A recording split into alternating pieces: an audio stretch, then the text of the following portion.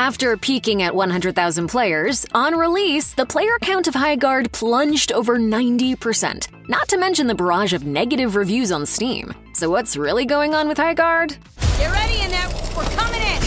The first has to do with its performance issues on the PC version. Reviews on Steam have called out the game's poor optimization and say that it struggles to actually make use of PC hardware. Some players say that even with hyper-modern hardware running the game at its maximum settings, they can't get Highguard to run at 90 frames per second. Others are dealing with input lag that makes the game difficult to play. Worst of all are the bugs that some players have experienced which prevent them from loading into the game at all. Players don't want to have to tweak their own computers to get a game to run properly, so some of them are simply washing their hands of it and walking away when they encounter these problems. I don't start fights. I end them. Then there's the graphics. Strong mechanics are what really matter in a game, but graphics are what most players are going to notice first. Unfortunately for Highguard, many Day 1 players weren't all that impressed by what they saw. Performance issues caused some PC players to experience subpar graphics, but even when the game was running as intended, there were visual problems bothering players. Complaints about the game's motion blur effects, which can't be toggled off, are rampant in Highguard reviews.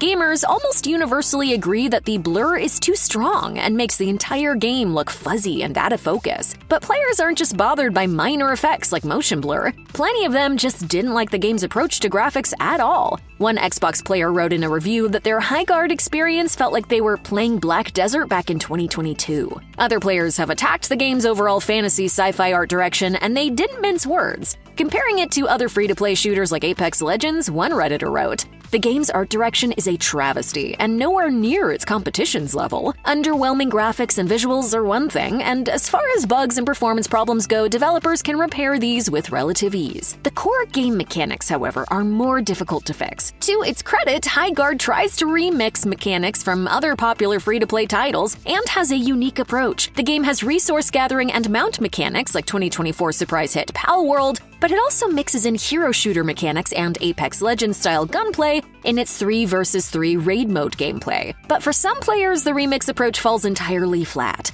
One player wrote on Steam, "Nothing clicks. They have poached a bunch of systems from games that work well within those games, but when shoved together, just don't make much sense at all." People also don't love that Highguard is only 3v3. Players want to be able to be in a team with more of their friends, and they say the game's maps are too big for the small team battles that Highguard currently has on offer. The large maps massively slow down the game, making it harder to get to the parts of Highguard that are actually enjoyable. So yeah, Highguard is off to a rocky start in pretty much every way. Free-to-play games live or die based on the size of their player base, and the competitive multiplayer space is especially competitive. Similar games lost their entire player base in 2025 because they couldn't cut it. Right now, it seems like gamers are more likely to bounce off Highguard than stick around, but the game's launch has been so rough that more people than ever are actually starting to pay attention to it. If some gamers decide to check out what the fuss is about for themselves, there's a chance they'll see some of the good in Highguard beneath its flaws.